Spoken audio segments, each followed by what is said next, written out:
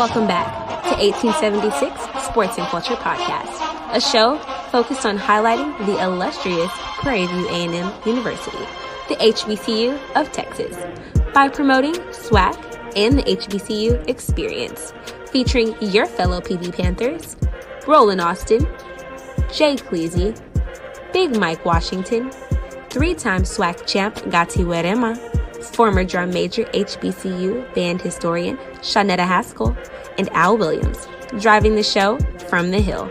Please subscribe and follow us on social media at 1876 SCP. And don't forget, we do it for the culture.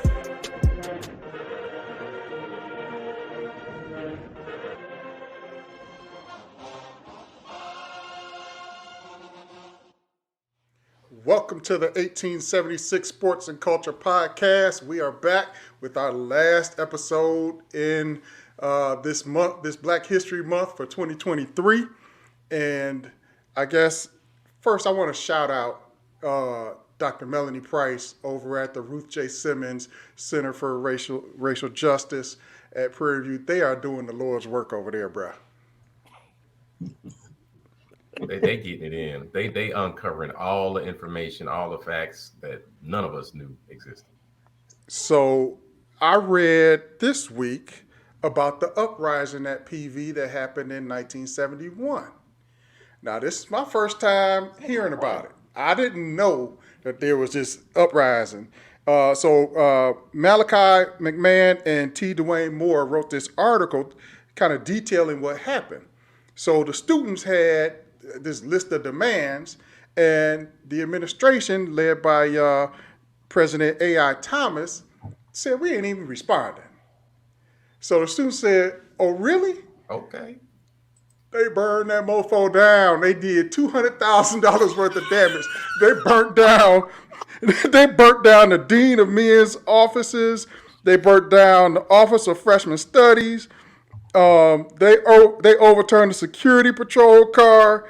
They burnt down the Army ROTC building. They went ham. Okay, you current students, we are not condoning this type of behavior. The fact that it's illegal and you will get prosecuted. We need this stuff right now. Well, this is what happened. So they had these listed demands. And so finally, after all this uprising happened, the president sat down and he heard the demands. I guess there were 19 of them. And this sit down happened 52 years ago to this day. It was February 26, 1971.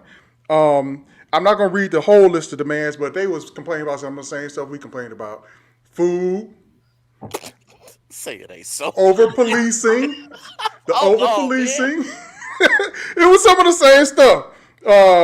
They were saying that they had hired informants within the student body and they wanted them removed. They wanted a real student government. They said, and in the request, they said, we want a real elected student government, not pimps. Hey man, ain't no need to use those pretty words. Just say what it is. So here's what the president did. The president said, okay, I'm shutting down the campus. Everybody that's in school, you got to reapply. Yep. So he made all the students reapply to get back into school. And there were several students that were not let back in. The one who ran the newspaper. Yeah, that's it. So I teased this last week. So one of the students denied readmission. Name was Lawrence Terrell. Mr. T. For all of y'all that grew up in the 80s watching the A-Team or watched Rocky 3, Mr. T is Lawrence Terrell. So he was the vice president of the freshman class at the time. He was not readmitted. So he was not able to finish his degree at PV. Hold on, man. And he was on a football team. Whole question of why Mr. T don't represent. Why he don't Now you know. He got kicked out. And Mr. T was on a football scholarship and still got kicked out.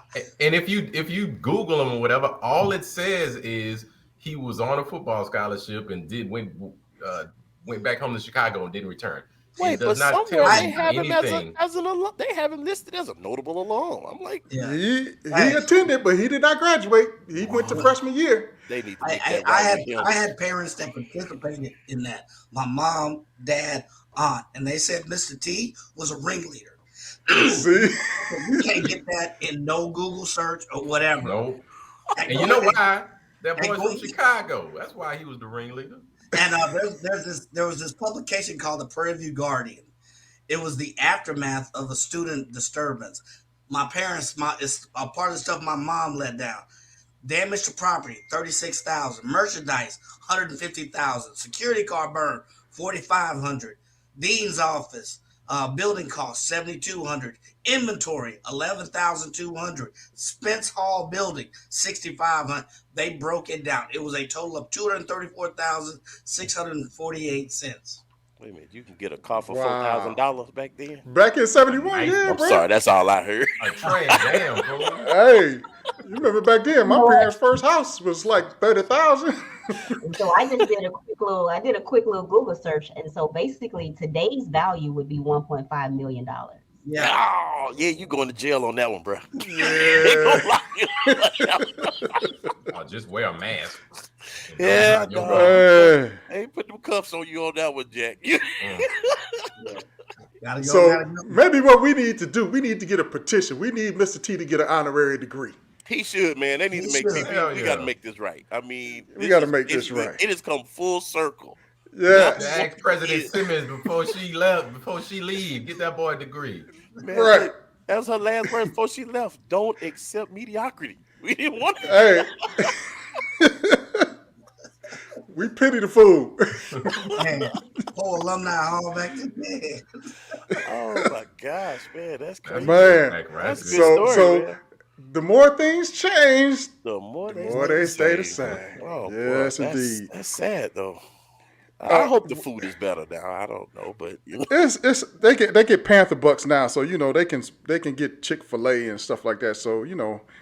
These kids don't really eat like we eat. We thought we were in heaven with that purple P card. We thought we were right. That means instead of the freshman 15, it's the freshman 30. Yeah. Exactly. Yeah, it's hard out here, gym bro. Memberships over there like they should. Yeah, that ain't no BBL. That's a BLT. Oh Lord! I'm sorry, I digress. All right, another project. Now we all know that the land that Prairie View sits on was formerly the Alta Vista Plantation, where 159 enslaved Africans were held. That was more than any other plantation in what was then Austin County. Yeah. To date, we haven't known a single name of one of those enslaved Africans from that plantation. So through this Digital Panther Project, they have uncovered one name. Wow. So we now have one name of an enslaved person that was held on that plantation, and the name is Lucinda.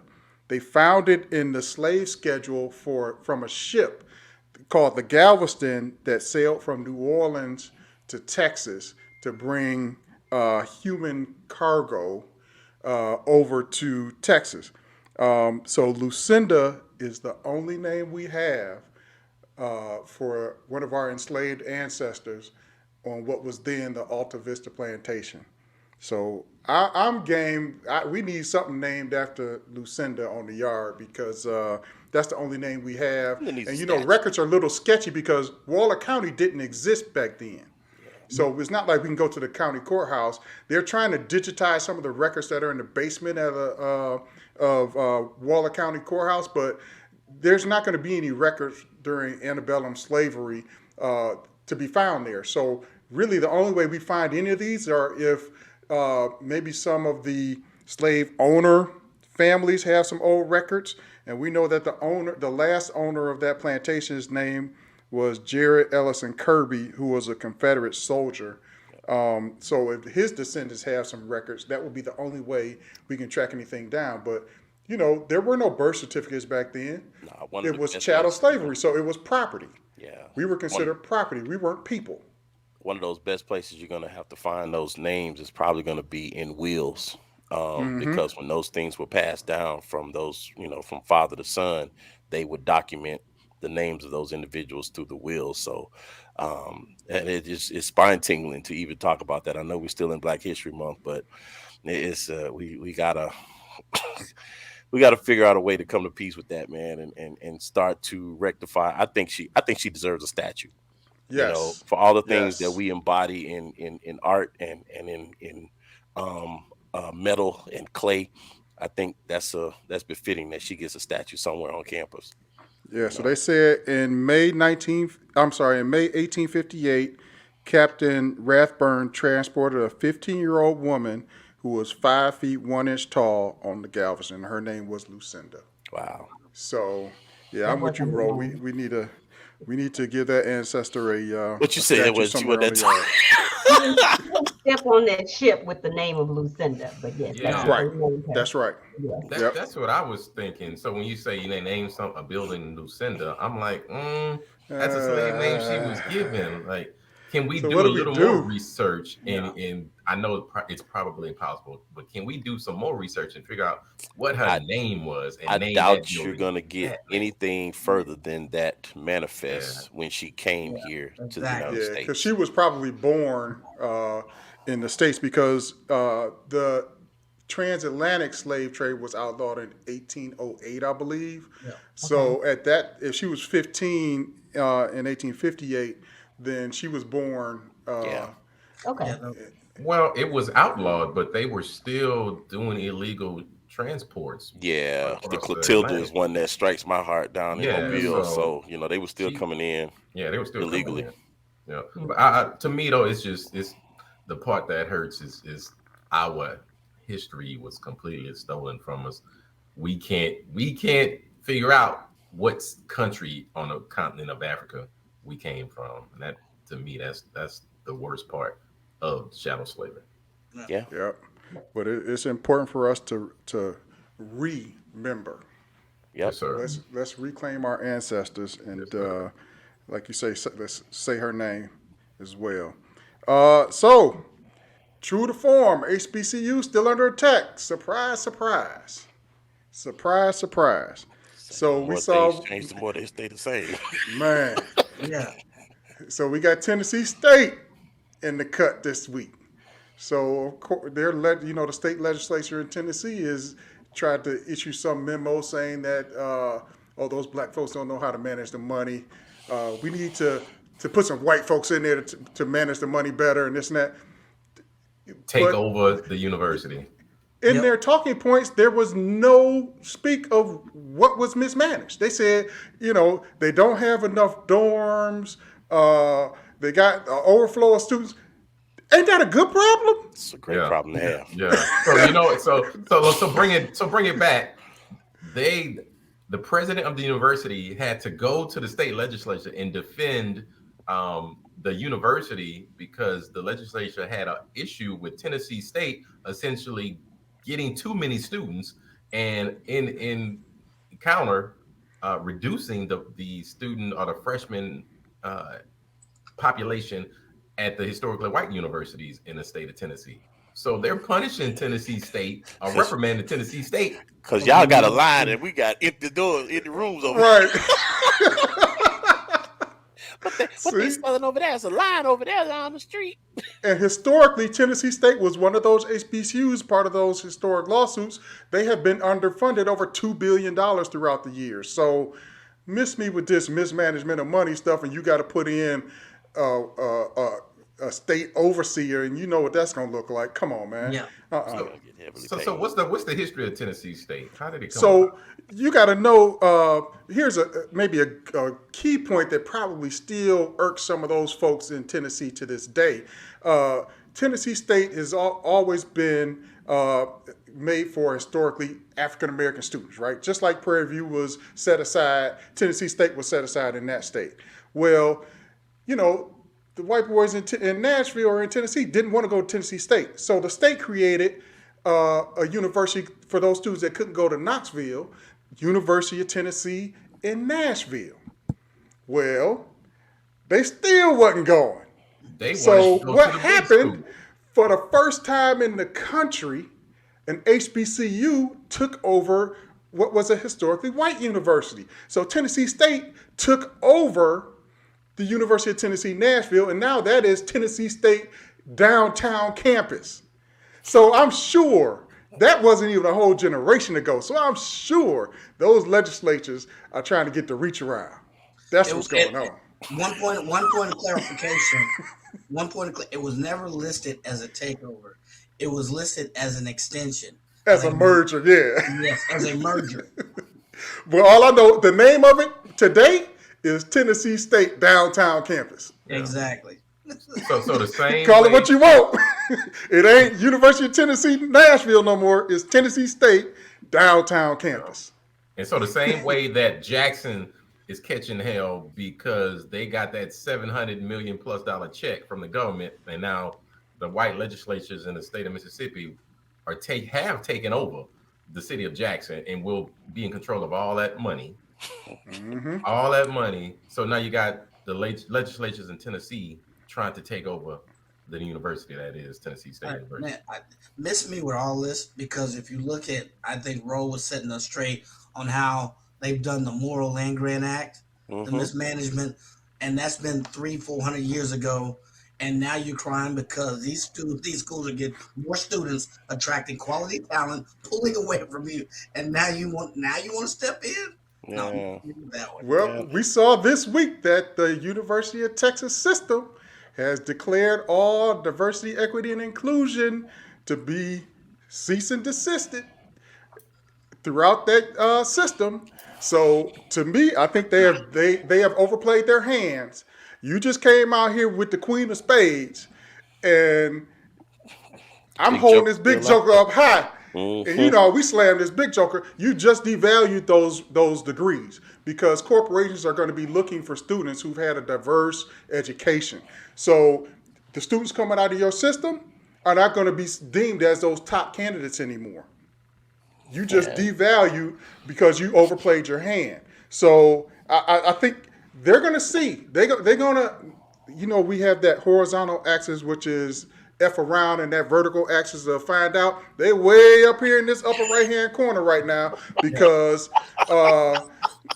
they about to find out. They about to find out. Oil and gas industry probably doesn't care. But by 2030, 30% of the vehicles made will be electric vehicles. Yep. So oil and gas. All your technology companies, I'm just saying. And you saw also this week, Tesla is going back to California. Yep. They're moving their engineering back to California. Yep. Because they were losing talent. Okay. Okay, linear. It's linear. So what does that look like for Texas schools? So basically, Texas A&M and UT are only 3 to 5% black right now.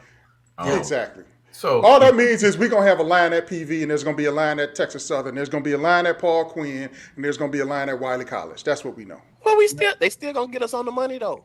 They still gonna hold the money back. I mean, we were just talking about the Moral Act, right? Dude, even to this day, PV is still underfunded, dude. Some almost like 3 to 1. 3 to 1. From in 2018, 2019, right? PV got $23 million from the federal government. We only got $4 million from Texas, from the state of Texas. And it's supposed to be dollar for dollar. It's supposed to be dollar for dollar. Meanwhile, Big Buddy down the road there cashed in $1.2 billion. Billion? Yeah. Come on, man, I'm so sick of this. Yeah. It's good, just getting ridiculous. And good luck attracting some of the top professors to your universities when you have policies like that. They're not coming. Well, They're not coming. I don't know, Al. I would interject. If I got 1.2 billion, Yeah, bro. I No, bro. I don't know, man. I don't Trust me, I don't know what that is. My money, right? My wife is a professor in Texas. That money ain't going to the professors. She a professor at TCU. That money don't go to the professors. The professors have to go get their own grant. So the thing is, the professors are looking for that environment of fertile ground where they will have the resources to pull off some of those large grants. And nobody wants to deal with a hassle. One of my LBs came down to University of Texas from Boston University, and he brought his money with him. Yes, he did. Yeah. So, that's good. hey, mess around, he gonna be he gonna check up the deuces on y'all, because you better believe he is highly sought after. Yeah. You better believe it. He might have gotten used to this warm weather down here in Texas after being in Boston for all those years. Hey, that's all right, man. It's schools in California. Exactly. This is true. Because you can't go to Florida. Nah. Because that boy crazy over there. That boy crazy. Let's just say he got choices. Biomedical engineering? Are you kidding me?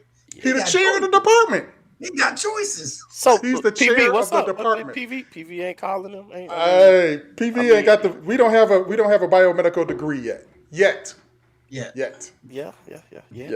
Well, but I'm sure it's coming because they have labs going up now with the new engineering. Yeah, but you know what you need? You need some cash, baby, for a new degree like that. I was wondering where it was going. Man, what we got to do? We got to get out on the street corners and hustle. Come on, man. I ain't going on the stroll, bro. Hey, the professor need to get out on the street. Get their ass out there. Man, I'm just serious, man. No, man. We are completely bound by what someone else is willing to give us. Yeah. And we're now 150 years in, and we're still begging for permission. Like, man, I'm sick of this. I don't know about y'all, but I'm sick and tired of having our destiny tied to someone else's feelings or their past feelings or whatever it is they got going on right now. Just to me, it just seems like they just want to keep power. Bro, honestly, bro, the only way to get out of that, you got to leave the United States of America. I'm sorry. Yeah, there ain't no way around it. It's on my board right now. So. Hey, got that bingo card filled out, don't he? Once X equals this, we are out. Oh Lord! All right, man. So sad news this week for track and field. Coach Angela Williams steps down. I know she was thinking about retiring, so it looks like that got pulled ahead a little bit. And Coach Eric Dixon will take over and serve as the interim coach. They just competed in the SWAC Indoor Championships and took second. I think Alabama State took first. So, man, Coach Williams is a loss, bro. She's a giant on the yard. Been on the yard for over 15 years. Former Olympian. She came out of Tennessee State. She was one of those Tiger Bells back in the day that was whooping up on everybody in the country. They had several Olympians come out of Tennessee State in track and field, but she came out of that pedigree. Yeah, man, she's going to be a huge loss. She was beloved by many. She had so many opportunities to leave for a bigger paycheck. Like I compare her to Eddie Robinson. Eddie Rob had a ton of opportunities to leave Grambling. She didn't go nowhere. She wanted to build where she was, and she certainly did that. And the beautiful thing is she left the program way better than she found it because she got a bunch of talented studs on her team. She just had one of her most successful recruiting cycles. And so this is a highly desirable job. I have full faith that some of the top names in track and field will apply for this role. So and she left them with the best facilities in the South. Yes. I'm not talking just HBCUs in the South, period. The U.S. Olympic team practices at PV. That begs the question, though. We get good coaches. Here's another example. We get them here. They build up the program, leave it in a better condition than they found, and then they go elsewhere. So the question is PV a destination or a stopover? Ooh. Well, Mike, again, she retiring. She ain't going. Her next job, if any, is to go and do her work, continue her work with the USA Track and Field. Yeah, she ain't going to get a job at another school. Yeah, so she's going to continue her work. But yes. I think we could have kept her for a few more years, from what I read. So, hey, yeah, she deserved a raise. Thank you. I'm reading the tea leaves. I think though, to answer to your question, Mike, is what I've always wondered. And I think it's a stopping. I mean, it's I'm going to get here and hope that someone sees me so that I can go to the bigger school. And I see that in athletics as well as just even our president. I think, Ruth was successful was because She was the first president that we had that had been a president. And so we continue to bring in who we hope will be a good president, who we hope will be an AD, because we're giving them their first opportunity. Yeah, she can call the shots. Ruth can. She can call her own shots, and so can this coach. They can to a certain degree, but keeping those coaches is just something. Whether they're retiring or whatever, some PV has not been able to do. Part of it is not on PV, but nevertheless. Well, I mean, come on, full disclosure, several of the coaches we left recently, lost recently. It was because of the person in charge at the time. So, we know what that is. We're not going to harp on that, but let's be real here. Every school in FCS is a stepping stone job. Like every coach wants to do it at the biggest level, period. So that means every single coach who coaches FCS wants to probably get to FBS, meaning Power 5. That's his role. That's his job. He's trying to get a check. He's trying to get a big paycheck, and he's trying to coach the most talented athletes on the planet. So just for a point of reference, go ahead, Ro. What keeps Coach Jacket at PV for all those years? What keeps Coach Gilliam at PV? Different. What keeps they were not Dr. Frazier at PV? They were not recruited. That was a different time frame. Come on. Coach Jacket, they didn't have people coming to pull them up from PV. What keeps Coach Tank, the baseball player, there for all those years? What kept him there? Those are the questions I want to ask, man. What was it that kept you at PV, right? If I ever had a chance to sit down with Coach Jacket, I didn't get that chance, rest in peace. But that would have been a great question. I would have wanted to know what kept you here. I think so. Go ahead. I think the biggest thing is you have to realize that with the onset of media rights exploding over the last decade, that was after their time. So once the FBS and FCS conferences were kind of established, you saw the amount of money coming through college athletics go up exponentially. So just for a frame of reference, I can remember when they were trying to recruit Coach Willie Simmons from Florida A&M to go to be the running back coach at South Carolina. They were going to offer him $300,000 to be the running back coach. Right. Our head coaches don't make that. Might be looking at 300 with incentives, but we talk about the running back coach making more than our head coach. So it's a money thing. So when they can pay that much in football, that's the money train that feeds the rest of the athletic programs. So when you look at, say, a USC track and field coach, they're going to make a whole lot more than a track and field coach at PV, probably to the tune of threefold. And when they go to recruit, they can recruit 100% international or out of state. It won't matter. Their budget will cover it. In track and field, you only get 12 scholarships. Yep. So I think the women get 15.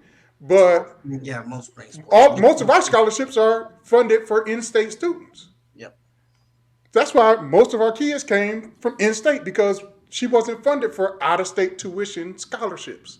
So it's a money thing. I think that's when it comes to retaining and attracting coaches, everything's a stepping stone. Everything is a stepping stone. Until you get to the top of the pyramid, it's a stepping stone. It just is. Right. But my point is, I think there are certain universities that are geared to holding coaches longer. You mean to tell me Willie Simmons ain't got that same offer? I can tell you he has. While he's at FAM. He got it because the alumni passed the hat. The school didn't. The alumni passed the hat. We know that. Yeah, he got the offer, and they stepped up to the plate and got. They was like, no, bro, hold on, give me 5 minutes. We're gonna call the ushers forward. You make my point. He got the offer. Alumni stepped up to the plate, and now he's there. PV just historically has not had that ability. Yeah, FAMU is very organized. Well, alumni is very organized. Right? PV has not had a coach that they've all collectively rallied around and all wanted to that degree. Yes. In our lifetime. I haven't seen it where we just everybody want that one guy. It's hell. You got people that talk about Coach Smith. We're like, dog, what the hell is you talking about? You better hope you sign that dude. Man, yeah, I'm ready. I'm waiting for that hat to come by. I got a little something on that. Yeah. And Mike, and remember, they had Courtney at FAMU that helped pass that hat too. They had a dynamic AD. and the general in their dynamic alumni organization. I forget his name. Sir. He frat too. Yeah. Yep. All right. So some good news out of PV. So there were 12 plus Prairie View students selected for the 1890 Scholars Program with the USDA. That's big. That's huge. We are that A in the A&M is agricultural. Yes, sir. We often forget that. Agricultural We often sciences. They say it's big money in that. Yeah. It is. Our huge. ag department is top notch, man. I don't know if you guys have been keeping up, but it is a very strong and powerful department over there, man. And those kids, I used to just think it was just farming. These kids are over into, Science. the science side of agriculture. So it is, I'm thoroughly impressed. I actually feel a little slighted because nobody ever told me to come over to the ag department because they got a lot of money over there too. Hey, But You wasn't gonna go. I'm telling you. you know, y'all from Alabama. Why wouldn't I have thought about going? Man, to whatever, the ag because department? you wanted to be an engineer. That's why. So also in the news, PV was announced as one of 10 schools to receive the $100,000 scholarship from the Beyonce Renaissance Scholars Program. So we're one of 10 there. And also, Caleb Carter was selected to attend the HBCU Journalist Forum at the White House. He was accompanied by none other than President Emeritus Ruth J. Simmons. Yep. Yes, sir. That's She a actually big sits on that deal. council. Yep. The White House Council. So that was I actually checked that out, man. That Right. it wasn't a yeah, I know. You're like, What doesn't she sit on? What board? What what say does she bang not sit Zoom? on?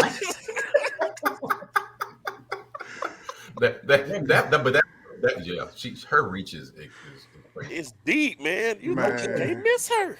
Man, But I'm that telling was a big deal for Caleb Carter, man. They spent the week or the day, was it a couple of days with Lisa, with Keisha Lance Bottoms, the VP Kamala Harris, all in touring all around the White House and asking questions and actively engaging in discussion and conversation with the Vice President of the United States. That's a big deal for that. And they said they didn't put him in the back attic. They put him in the press room.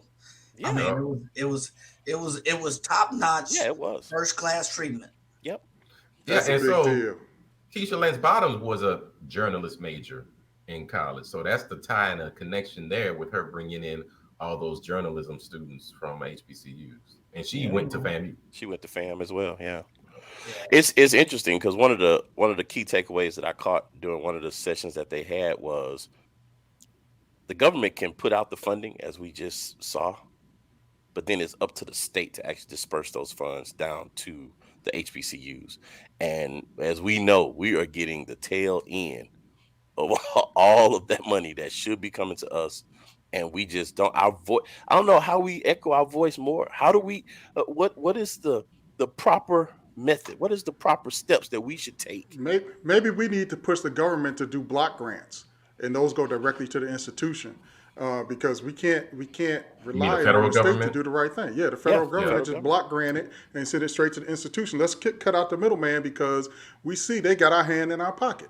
Yeah. And unfortunately, most of the states with HBCUs and large African American population are red states controlled by racists in the governor's office, and so they ain't gonna give us no money. So the only way around that is like, as you mentioned, is from the federal government handing that money directly to us. That is it. Yeah. For all of y'all that's Republicans out here, just calm down. We're not saying that all Republicans are racist, but what we are saying is, seems like all racists are Republican. Well, I just feel like, you know what, I don't even like saying. to that. I don't even like to give the term racist, right? I mean, because to me, we use it so much that it kind of loses its luster. But I feel like at some point we just got to get to the good of. All right, well, give me another word. You just, I don't even know what the right. Do the right thing, man. Just call it what it is. Fiscal responsibility. How about that? They like to say the integrity. opposite. We need an antonym for woke. Was it sleep? We gonna call You them can't sleep. say, well, sleep yeah, folks? I didn't understand how woke was a bad thing, right? So, How do you We need y'all to be sleep. How do you expect? I heard someone say something about they do the right thing. So I think it was the leaders, the black leaders in Mississippi and Jackson area. Their statement was, we expect them to do the right thing when they came in and stole control of the city of Jackson. How can you expect someone who does not, they have ill will towards you, they do not respect you as a person. They do not respect your ability to exist here in this country. How you expect them to You know what? doing the right thing to them? You're right. You're absolutely Don't right, exist. Joe. It doesn't. It appears that it does not exist, but we continue to be our own worst enemy. And the reason I say that is because the more we elevate individually, we continue to isolate and separate ourselves. There lies the biggest challenge that I feel exists within our community. And I say our community, the African American community, is that as we elevate and as we continue to matriculate through life and financial status, we further separate ourselves, and we want to get into these more affluent areas when we can create.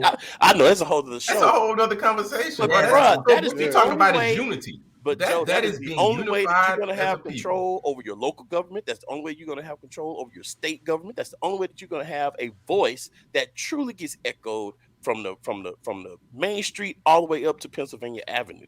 Agreed. And until we realize that, we're going to continue. We're fighting. Look, we just saw we're fighting the same story almost 100 years.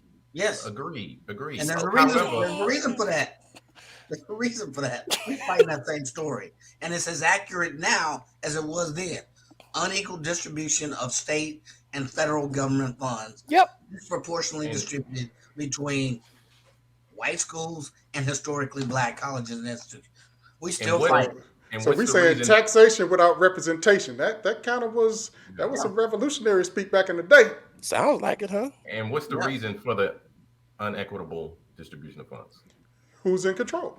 Power. Who's distributing? Power. It's power. Now again, racism is kind of is embedded in the term power, but at the end of the day, it's a desire to maintain power.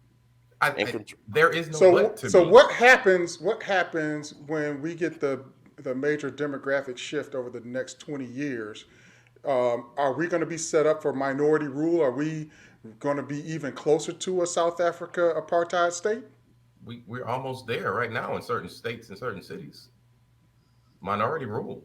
I mean, gerrymandering is essentially what that is, and we're seeing that in the full effect all across this country.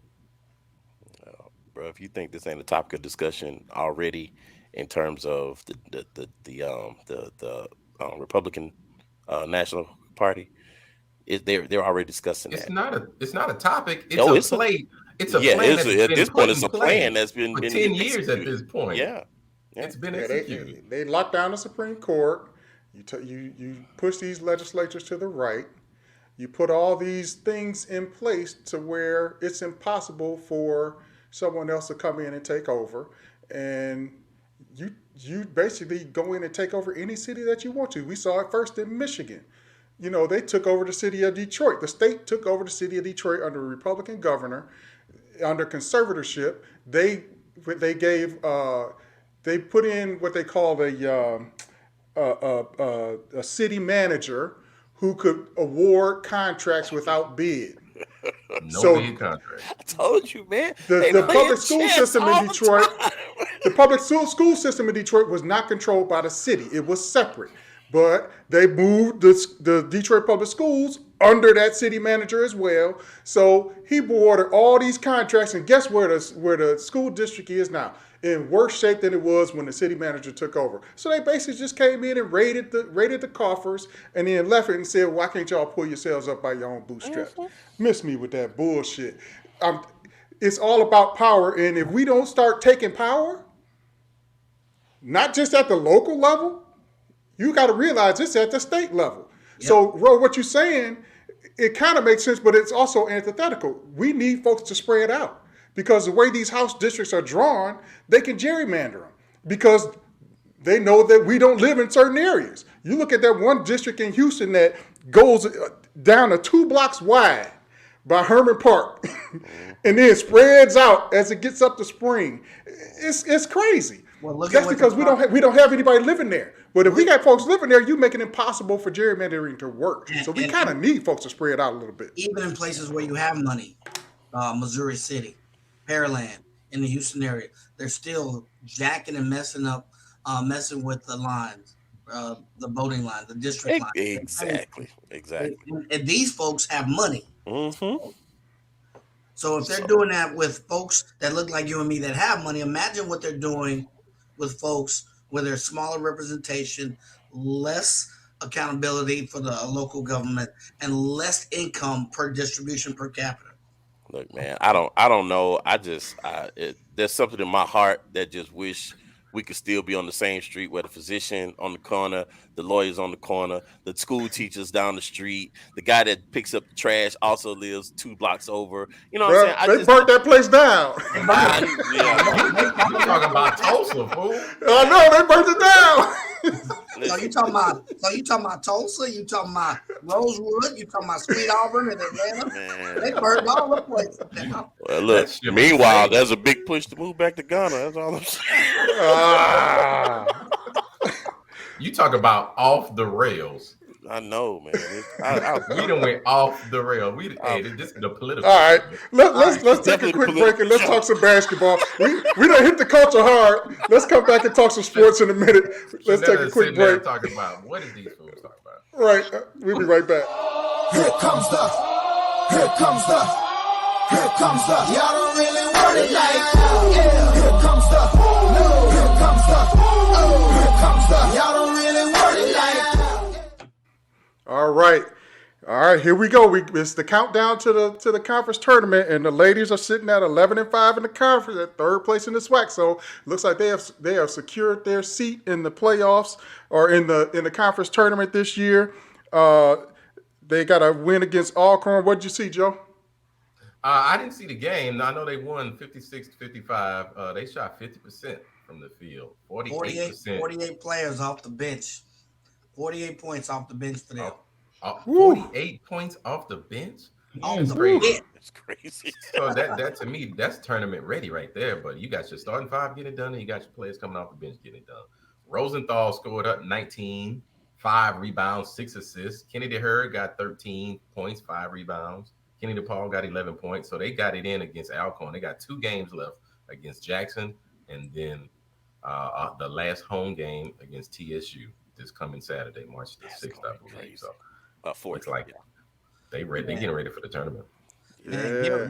Give Rosenthal some love, boy. She done moved up to number 5 or 6, somewhere up in the SWAC. She hitting about 15 points a game, and then she's also tops in rebounding. Boy, she's doing it. But you got a host of others from Prairie View that you ain't heard of in the past. Geraldine Smith coming up big. With I think like 7-8 points rebounds a game. That's boyfriend breakup job, by the way. He gonna run that joke into the ground. He really is. I like that. Yeah, and then you got Miracle Taylor. You got all the Kennedys that are in the top 20 in scoring. So we're going into this season. I don't think anybody predicted Prairie View would be sitting in the top 3 in the SWAC. Come tournament time. Nobody predicted. If you look at all the analysts for HBCU sports, nobody predicted that. But Coach Pugh has built this team. This team has grown up together. We saw the Kennedys grow up from freshmen. So this is kind of what Coach Smith was talking about last week about building a program and having players return. Is when you can do that, you can get that camaraderie and they know each other. Some special things can happen, so I'm excited for the ladies. Perfect. Hey, man, what about that freshman that came off the bench? What's her name? I can remember her name. Jada Bowen? Yeah. Jade, okay, She came off on fire. Yeah, man. She came off the bench the last home game against FAMU, I believe. And we were like, who the hell is this? Like, she's going to be the truth. Year. Man. She'll probably be a starter next year. She's going to be the truth. Yeah. She has 14 points off the bench. Yeah. Perfect textbook case of building a program organically. She said it 2 or 3 years ago, and here it is. Nobody expected them. She continues that. Prairie View big tops. They still got to mess with the Jackson States of the world. Hey, but they've shown they can beat Jackson State. Yep. Yeah. All right. Now the men seem to be on a winning streak since Coach Smith is on the show. I'm just saying. So the men are now they haven't lost since he was on the show. That was last week. I'm just that's a data point. Hey, it doesn't matter how you just got to slice the data right. Sean, That's right. You can't be pointing out That's a facts. data point. So right now they're sitting at 6 in the SWAC. So you know what is it? We got one more game. Two more games. Two more games. Jackson State in Jackson, and then TSU at home. So 6th place, I think we may have a chance to move up one more spot if we went out, potentially, maybe up to 5. But somebody has to lose. Somebody also has to lose because I thought we were tied. We're tied at 6, right? No, we're all we're 6 by ourselves. Over the last couple of games, that log jam has kind of separated. Yeah, we 6 by ourselves, sitting at 8-8. Okay. In the conference, right at 500. Yep. So we can potentially move up one more spot. It just depends on what the two folks ahead of us do. But at that point, hey, you just want to get in the tournament. Yeah. Once you get in, it's a whole new season. It's a whole new season. Where is the tournament? Is it in Birmingham? I think it's in Birmingham. Yeah. Okay. Yep. So, hey, Will Douglas done got it together, man. He had a tough go of it for a few games, but these last several games, he's been filling up the bucket. He had 23 points on that win against Alcorn and 5 rebounds. He's finding his stroke. We gonna need him to really just to continue what he's doing. And you got your other players. Brother Ross's came on 16 points. 10 that rebounds. boy is holding everything. He's the glue. Augustine, 16 points. His usual, business as usual. So, you know who I want to see get off, man? That's Gambrell. Gambrell has not shown. He might be hurt now. What is up with Gambrell?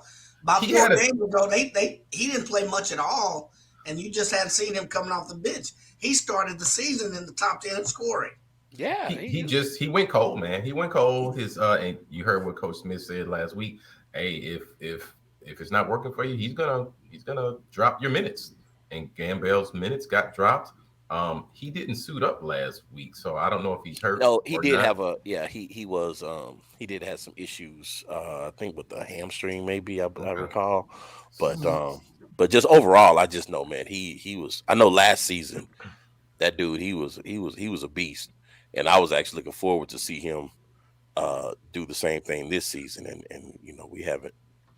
It just haven't been falling for him like they used to. It's got to be tough to go from one season to your junior season, and when you balling out, and then your senior season, obviously your plan is to go out on top, go out strong, and you just can't pull it together. So that's got to be tough on that young man. So hopefully he can get healthy and be a strong contributor going towards the SWAC tournament.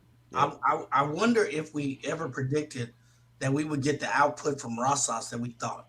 Here you got 11 points a game, 8 rebounds a game consistently. Do you think we predicted that, Joe? I didn't see him much in his time at TSU. So I don't know if was that his history, his 4 years? I think it was. If you remember what Coach Smith said last week, he was like, hey, man, that guy had been on his radar for a while. So I think he expected him to deliver. Okay. Just like he's doing now. So yeah, he's delivering big time. Yeah. And remember, 2 or 3 years, Will Douglas was a 6th man. Yeah, I know. Right? Well, hey, I'm not sure if he started against Alcorn, because a couple games ago he came off the bench and scored 30. Yeah. So it don't matter if he starts or not. He gonna get it in at this point. Yeah, he's gonna get it. He's gonna get his. So that's beautiful. All right, so we're looking forward to this tournament over in Birmingham. I'm just telling you right now, if we come out on top, wherever we land, I'm going. We need to do a live show from wherever it is. If we make it to the dance, we're there. They mess around have us playing in Connecticut or something. I'm just trying to get through to this spring homecoming. The spring homecoming. The spring homecoming in Texas Southern to PV. That's like the spring homecoming scene. You ain't lying, bro. I'm trying to figure out. I think I might roll down for that one. Hey, man, let me get online and get my ticket. They got the ladies playing at 12:30 and the dudes playing at 3. That's early as hell. Yeah, that's to get you folks up out of Dodge before nightfall. Exactly. I mean, we got a tailgate with breakfast, huh? Yes, exactly. That's a TSU game, Joe. Yes. You know what? I was so disappointed that they engineered out the dance off between the cheerleaders that they had last year. Man, what happened? Well, you saw them fights that happened in the basketball games recently. They don't want no smoke. Yeah, man. We don't really. They like the rivalry, but whoa. Right. Hey, and plus we got a bunch of cheerleaders that's 5 feet and shorter, so we don't need to. We pull out them Pantherettes on them. That's a game changer. Hey. Do we have the communications department? Are they like broadcasting the games? And I ask that because a lot of times I'm on YouTube, and for whatever reason, Mississippi Valley, I don't know if I watch something, but whenever they go live, it shows it, and it's a very quality product.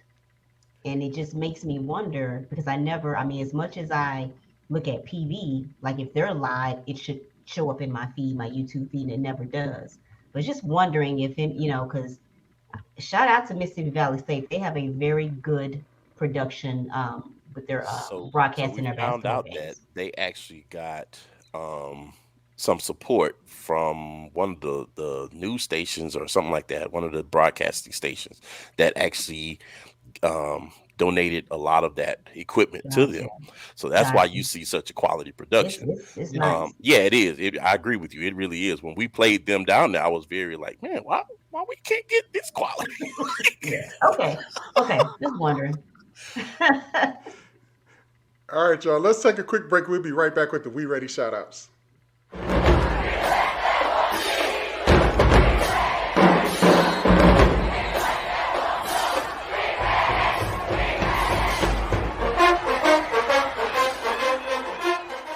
All right.